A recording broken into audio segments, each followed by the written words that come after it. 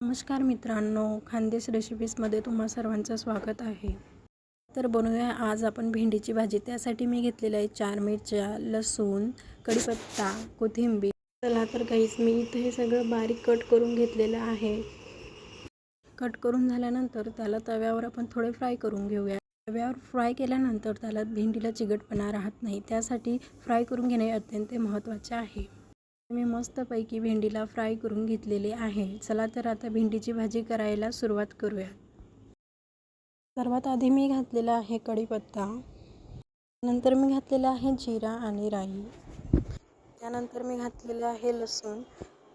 लसूणला मस्तपैकी त्याच्यामध्ये ब्राउनिश कलर येईपर्यंत फ्राय होऊ द्या। त्यानंतर त्याच्यामध्ये मी ॲड केलेली आहे मिरचीलाही मस्तपैकी पलटून घ्यायचं आहे।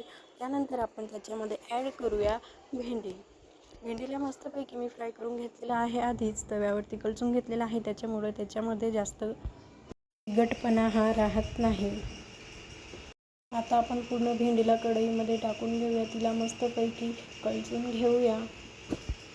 बघू शकतात तुम्ही, भेंडीला कुठल्याही प्रकारचा चिकटपणा आलेला नाही आहे।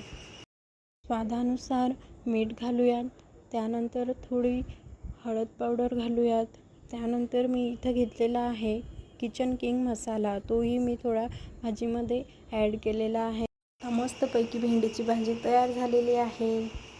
असेच नवीन रेसिपीचेच व्हिडिओ बघायचे असतील तर please subscribe to my channel.